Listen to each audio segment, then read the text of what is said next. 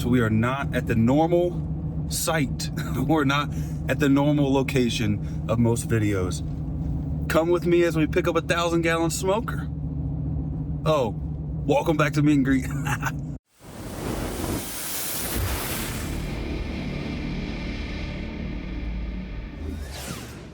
It's a long story. I'll explain it later, but we're on the road. We're on the road, headed about 2.5 hours out from me.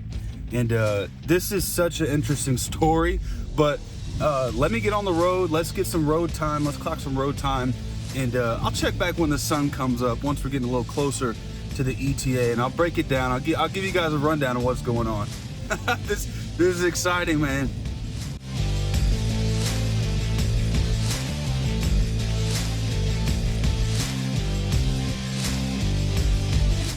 We finally got some daylight and I can hop on this camera and talk to y'all. Man, in the Midwest in the fall, I forget how long it takes for the sun to come up. And again, bear with me. You guys know I'm an audio freak. I don't have mics hooked up. I'm using my iPhone right now. Camera footage is shaky, but we're here and it's all good. And I couldn't be more excited than what I am right now. I am following behind the guy that I'm picking the smoker up from. It was an interesting process. I don't know how much of it I'm going to explain just yet in this video, but we're going to get the smoker, and I have a 22-foot trailer behind me. It's just a flatbed toy hauler. We have it hooked up to the truck. We're headed out there. I think what I'm told is that the gentleman's buddy, the guy that I'm following behind, his buddy, already has the smoker on the lift or some heavy machinery to load it onto the trailer. Shouldn't be more than 10 or 15 minutes. We'll get it back to Missouri, and then I don't know, man. I don't know what we'll do, but more to come. I'll see you guys once we get it on the trailer.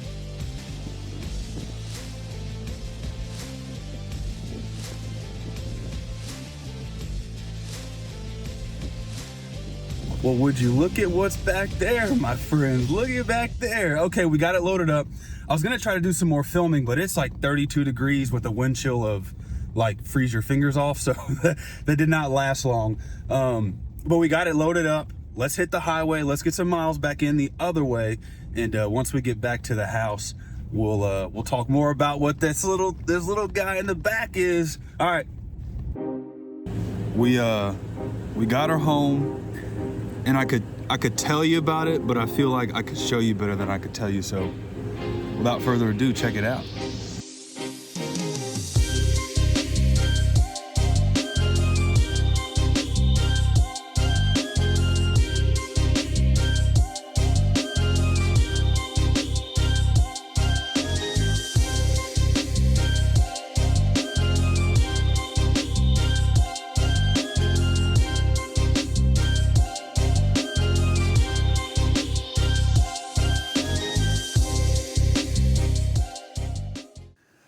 Behold, a normal civilian stands in front of a 1,000-gallon smoker. When I say normal civilian, I mean, I don't own a barbecue restaurant. I'm just a normal guy who runs a tiny YouTube channel who got his hands on, well, a 1,000-gallon smoker. And the story is it's not complex. It's an interesting story for a later day.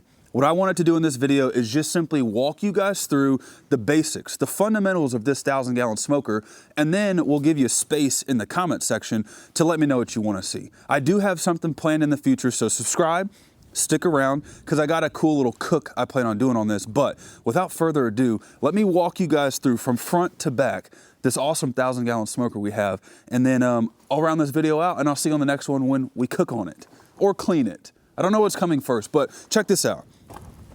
The story on this bad boy, which I don't know how totally true it is or not. If someone knows Sonny Moberg, ask him if this is true. But the guy that I got this from said that many years ago, when Sonny first started building his smokers, he had an employee that I think left working with Sonny and then built this.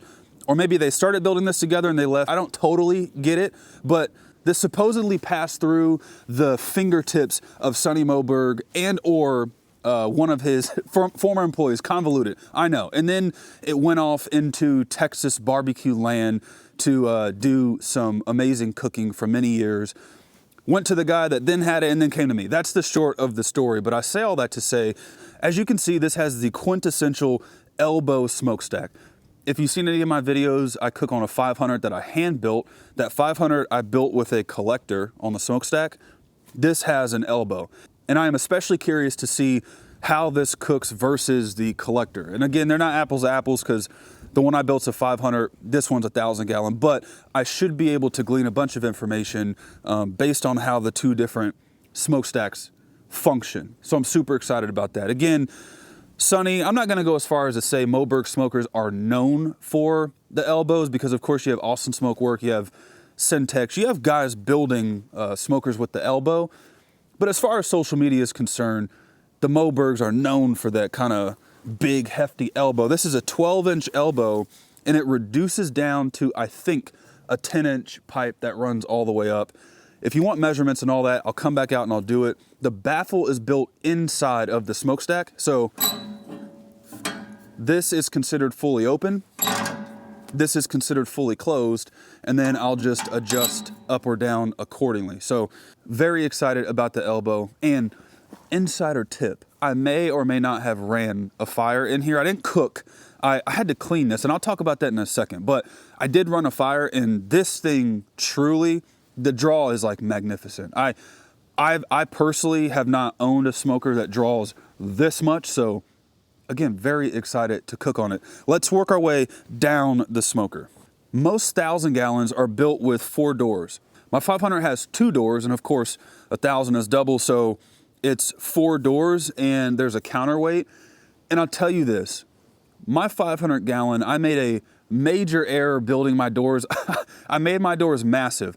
Really, I'm the only one in my family and surrounding that uses the smoker, so it's not that big of a deal, but lifting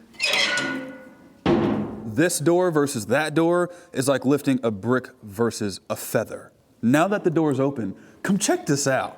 There is so much cook space in this bad boy. Again, I mean, it's a 1,000 gallon smoker, so clearly there's going to be ample cook space, but you really don't realize just how big 1,000 gallons is. I mean, when I built my 500 gallon, it was big, sure, but it wasn't intimidating. The 1,000 is actually kind of intimidating, especially when it was on the trailer being hauled across the United States, but we got it home and we got it safe.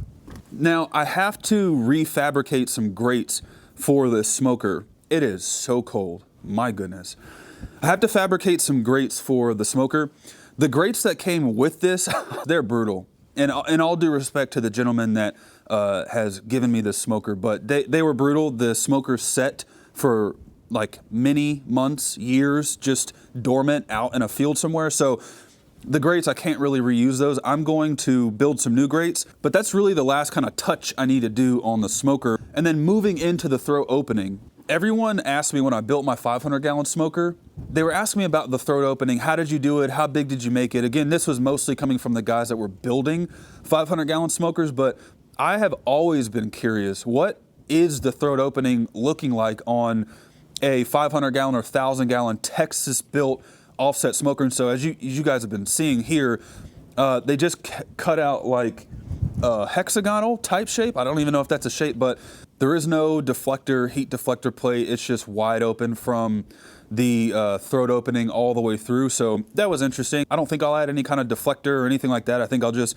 leave it wide open. That's how I built my 500. So I'm used to running fires with that considered.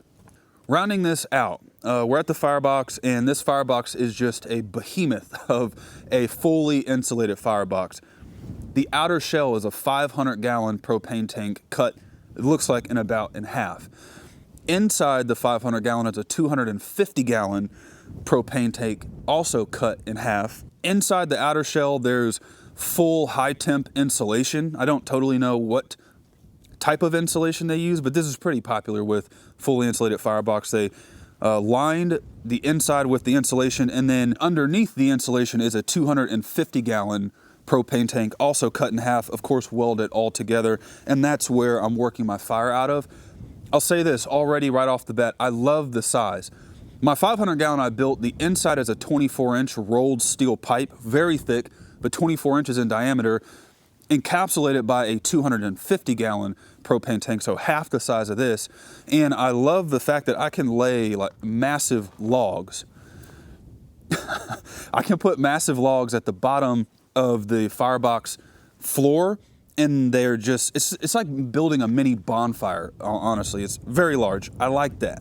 And lastly, the hinge system is very simple. They just tacked on a piece of steel, cut some slits in it, and that way you can close it up how you want. Very simple, very old school Texas barbecue.